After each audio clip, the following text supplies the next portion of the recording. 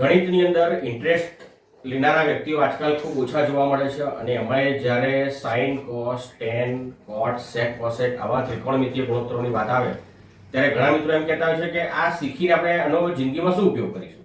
તો આ જે ત્રિકોણમિતીય ગુણોત્તરો છે એનો ઉપયોગ કરીને મેં સોલર સિસ્ટમ ક્રિએટ કર્યું છે અને આની અંદર જે આ ત્રિકોણમિતીય ગુણોત્તરો છે સાઇન કોસ એનો ખૂબ જ મહત્વનો રોલ છે અને આ બનાવવા માટે મેં GeoGebra 3D કેલ્ક્યુલેટરનો ઉપયોગ કર્યો છે. ચાલો આપણે એનો લાઈવ ડેમો જોઈએ અને સાઇન કોસનું મહત્વ સમજવાની કોશિશ કરીએ.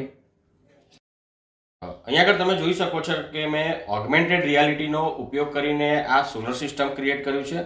આની અંદર બીજું કશું નથી, સર્કલ છે અને પોઈન્ટ્સ છે અને આના ફંક્શન ક્રિએટ કર્યા છે. ચાલો સૌથી પહેલાં આપણે કોડ જોઈએ અને પછી આને સમજીએ. તો હું તમને કોડ બતાવું છું.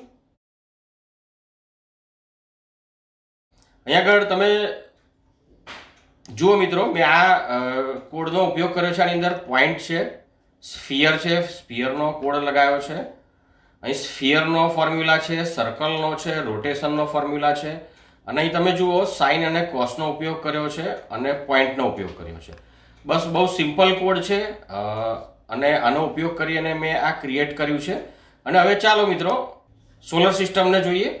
અહીં તમે જોઈ શકો છો કે મેં ઓગમેન્ટેડ રિયાલિટીમાં આ સોલર સિસ્ટમ ક્રિએટ કર્યું છે અને મેથ્સના ફંક્શનનો ઉપયોગ કર્યો છે, એને રોટેશન આપ્યું છે અને સિમ્પલ પોઈન્ટ્સ, સ્ફિયર અને સર્કલ આની અંદર મેં લીધા છે અને પછી રોટેશનનો કમાન્ડ આપ્યો છે. સૌથી વચ્ચે તમે જુઓ સૂર્ય છે, એનો સ્ફિયર છે. પછી અહીંયા આગળ એની બરાબર આગળ જુઓ તો સૂર્ય પછી બુધ, પછી શુક્ર, પૃથ્વી, એની આસપાસ ચંદ્ર, પછી મંગળ છે, એના પછી આર્ય મંગળ,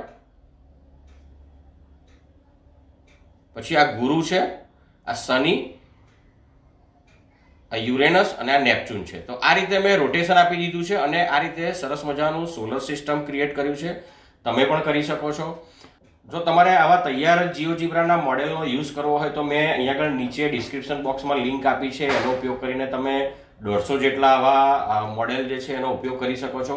અને હા, તમારે જો આવા ક્રિએટ કરતા શીખવું હોય તો એના બરાબર નીચે મેં શીખો GeoGebraની પણ લિંક આપી છે. તમે એનો ઉપયોગ કરીને આવા જે ગણિતના મોડેલ છે તમે જાતે બનાવી શકો છો.